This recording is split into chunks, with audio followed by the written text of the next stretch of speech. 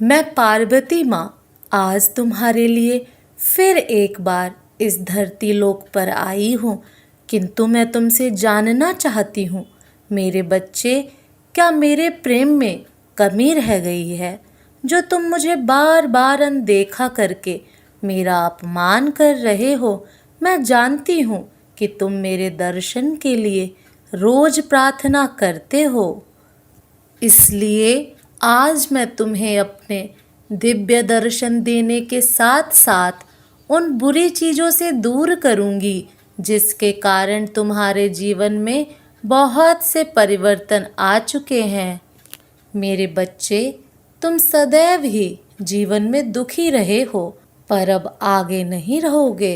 तुमने दूसरों के प्रति सदा ही अपनी निष्ठा भावना रखी है, उनके साथ प्रेम रखा है, परंतु उन लोगों ने तुम्हें जीवन में दुख दिए हैं।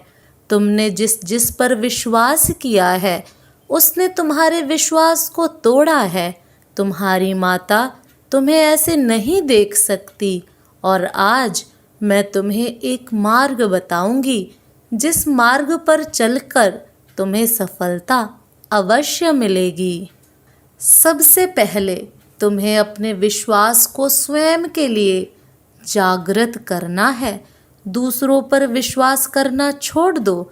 जिससे तुमने प्रेम किया उसने भी तुम्हारे साथ विश्वासघात किया है, इसलिए आज मैं तुम्हें राह दिखाने आई हूँ जिस राह पर चलकर तुम्हें जीवन की सच्चाई का पता चलेगा। मेरे बच्चे, मुश्किल कार्य को करने के लिए कभी कभी हमें जीवन में स्वयं को कठोर बनाना पड़ता है।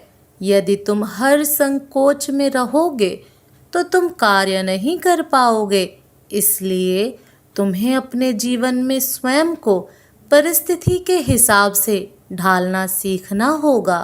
तुमने सबसे अधिक जिससे प्रेम किया था उसने उस समय तुम्हारा साथ छोड़ा जब तुम्हें सबसे अधिक आवश्यकता थी। मेरे बच्चे, तुम्हारी माँ से ज़्यादा तुम्हें कोई प्रेम नहीं करता।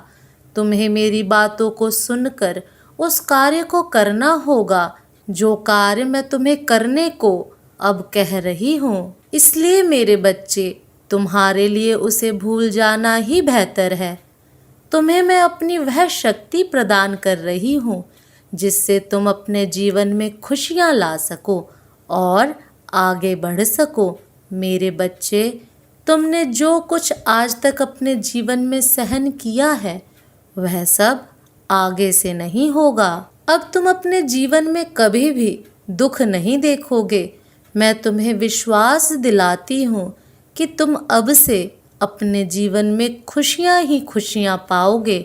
अगर तुम मुझ पर विश्वास करोगे तो मैं तुम्हें संकटों से बचा लूँगी। मेरे बच्चे, जो मुझ पर विश्वास करता है उसके जीवन में सारे संकट हमेशा के लिए दूर हो जाते हैं और जीवन में हमेशा उसको तरक्की ही तरक्की मिलती है। अगर मेरा नाम तुम सच्चे मन से लेते हो तो मैं तुम्हारे संकटों को दूर करने के लिए उसी समय धरती लोक पर आ जाती हूँ और मैं अपने सभी भक्तों के संकट दूर कर देती हूँ और गरीब लोगों की मैं सबसे ज़्यादा मदद करती हूँ। मेरे बच्चे, मैं जानती हूँ कि तुम बहुत ज़्यादा भावुक दिल के हो और यह दुनिया बहुत ज़्यादा चालाक है, तो तुम उनसे दूर ही रहो, तभी तुम्हारे जीवन में बदलाव आएंगे। मैं ऐसे लोगों की सबसे ज़्यादा मदद करती हूँ जो किसी का दिल नहीं दुखाते हैं और दूसरों की सदा मदद करने के लिए तत्पर रहते हैं। जो सच्ची लगन के साथ अपने जीवन में कार्य करते हैं उसको कभी भी डरना नहीं चाहिए, क्योंकि अगर तुम्हारे मन में डर बैठ जाएगा तो तुम कार्य नहीं कर पाओगे। मेरे बच्चों, जो बिना स्वार्थ के अपना जीवन किसी के लिए समर्पित कर देता है वही मेरा सच्चा भक्त होता है। मैंने देखा है कि तुमने अपने जीवन में बहुत सारे लोगों की निस्वार्थ मदद की है, जिससे कि मैं प्रसन्न हुई हूँ और आज तुम्हें मनोवांछित फल देकर जाऊंगी। मैं चाहती हूँ कि मेरे बच्चों, तुम मेरी ही तरह निस्वार्थ लोगों की सहायता करो, मेरी भक्ति करो और अपने जीवन में सुख और शांति पाओ। तुम्हारे जीवन में कई बार इतनी सारी तकलीफ आ जाती हैं कि तुम हिम्मत हार जाते हो, तुम डर जाते हो कि तुमसे अब कुछ नहीं होगा। लेकिन तुम्हें अपने मनोबल नहीं खोना है, तुम्हें अपनी तकलीफ को अपने ऊपर हावी नहीं होने देना है, अपना हौसला बनाए रखना है और निडरता के साथ अपने कार्य करते जाना है, बिना यह सोचे कि इसका फल है क्या होगा। अपने कार्य सच्चाई और ईमानदारी से करते जाओ। मेरे बच्चे, अपनी ज़िंदगी में कभी अहंकार मत करना, कभी भी जीवन में हार मत मानना और कभी भी घमंड मत करना। जो भी भक्त मुझे सच्चे दिल से किसी भी नाम से बुलाते हैं, मैं दौड़ी चली आती हूँ। मेरे बच्चे, एक बात याद रखना, जिसके मन का भाव सच्चा होता है उसके सारे काम अच्छे होते हैं। मेरे बच्चे, अगर तुम मेरे सच्चे भगत रहोगे तो तुम्हारे जीवन के सारे बिगड़े काम बनने लग जाएंगे। मेरे बच्चे, कभी भी तुम्हारी ज़िंदगी एक समान नहीं होती है। तुम्हारी ज़िंदगी में उतार चढ़ाव आते रहते हैं, लेकिन तुम्हें अपने लक्ष्य से भटकना नहीं चाहिए। अगर आज बुरा समय चल रहा है तो कल अच्छा समय ज़रूर आएगा। याद रखना, जब जीवन में परिस्थितियां विपरीत हो जाती हैं तब व्यक्ति का प्रभाव और पैसा नहीं बल्कि उसका स्वभाव और संबंध काम आते हैं। मेरे बच्चे, जो किसी के बुरे वक्त में साथ देता है वह अपनी ज़िंदगी में सबसे अच्छा काम यही करता है, क्योंकि कोई भी किसी के बुरे वक्त में साथ देने के लिए तैयार ही नहीं होता है इस कलयुग में। मेरे बच्चे, तुम्हें मैंने जो आज ज्ञान दिया है उसे अपने जीवन में अपनाना, ताकि तुम्हारा जीवन सुंदर हो सके और अपने जीवन में अपने सपनों को साकार करने की पूरी कोशिश करना। मेरा आशीर्वाद सदा तुम्हारे साथ है। मेरे बच्चे, मैं जानती हूँ कि तुम प्रत्येक क्षण मेरा ही स्मरण करते रहते हो। देखो, तुम्हारी पुकार सुनकर मैं आ गई हूँ। अब तनिक मुस्कुराओ, क्योंकि इस सप्ताह में तुम्हें एक अच्छी खबर मिलने वाली है जो तुम्हें हृदय से प्रसन्नता देगी। मेरे बच्चे, जीवन की छोटी छोटी खुशियों को पूरे उत्साह से स्वीकार करना चाहिए। जो व्यक्ति हर दिन छोटी सी छोटी कामयाबी को अपनी प्रसन्नता बना लेता है उसे यह प्राकृतिक और भी बड़े अवसर देती है प्रसन्न होने के लिए। वहीं दूसरी तरफ जो लोग हर दिन निराश होने का कोई ना कोई कारण ढूंढ ही लेते हैं तो ऐसे में वह जीवन भर दुखी रहते हैं।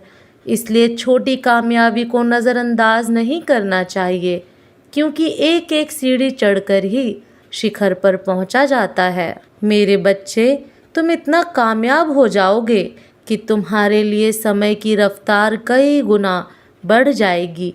छोटे छोटे पल का आनंद लेना कठिन हो जाएगा। इसलिए मेरे बच्चे, जीवन में हर एक पल में वास्तविक जीवन होना चाहिए। वही तो शुद्ध जीवन है। अथवा बिना किसी उत्साह के कार्य करते चले जाना, यह तो एक मशीन के समान है। तुम तो मेरी सबसे सुंदर रचना हो। जब तुम जीवन को उत्साह से जीते हो तब मुझे यह देखकर प्रसन्नता होती है।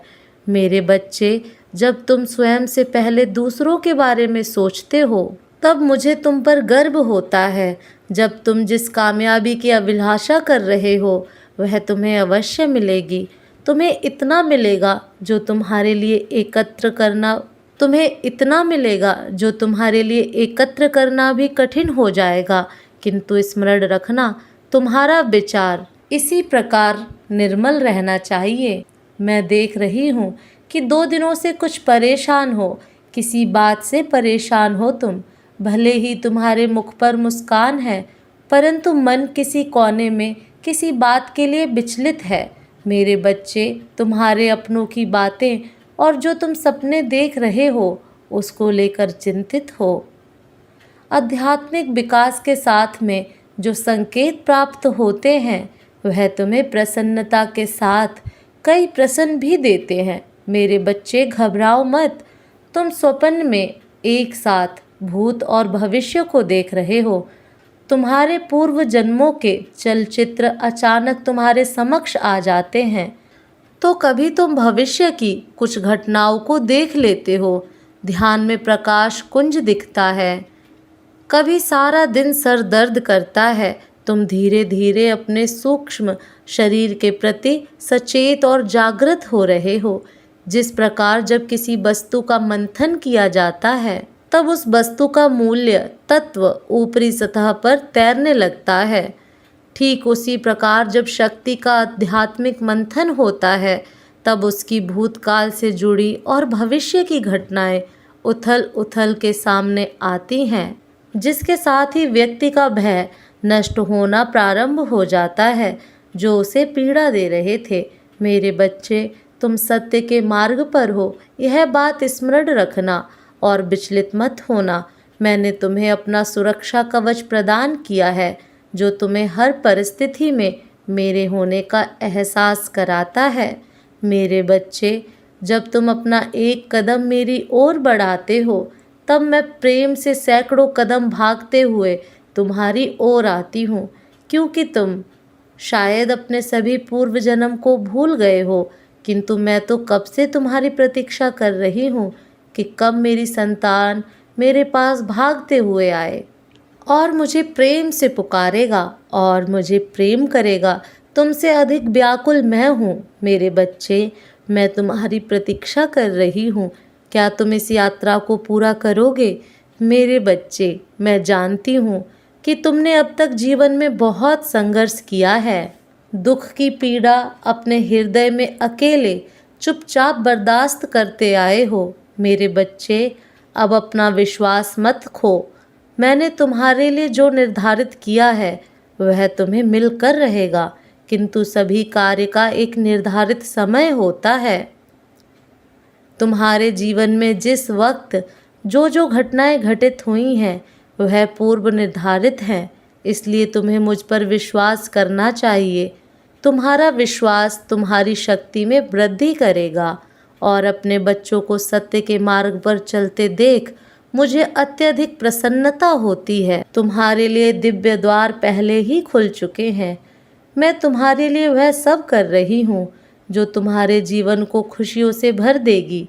तुम्हें यह स्मरण रखना चाहिए, सफलता तुम्हें अवश्य मिलेगी। मैं तुम्हें कुछ अनुभव कराना चाहती हूँ। यह अनुभव तुम्हारी सफलता का कारण बनेगी। जब तुम्हारे मन में प्रश्न उठते हैं तब तुम्हें केवल एक वाक्य स्मरण रखना चाहिए कि तुम मेरी संतान हो, तुम सर्वश्रेष्ठ हो।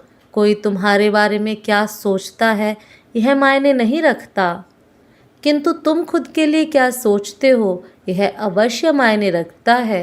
मेरे बच्चे, क्या तुम मुझे एक प्रश्न का उत्तर दोगे? यदि तुम्हारे पास 50 छात्र हैं और तुम्हें उनको शिक्षा देनी है तो उनमें से कुछ छात्र एक ही बार में तुम्हारी बात समझ जाएंगे। कुछ बच्चे अधिक प्रयास करने पर समझेंगे, किंतु कुछ ऐसे भी होंगे जिन्हें पूर्ण वह सब पढ़ाना पड़ेगा।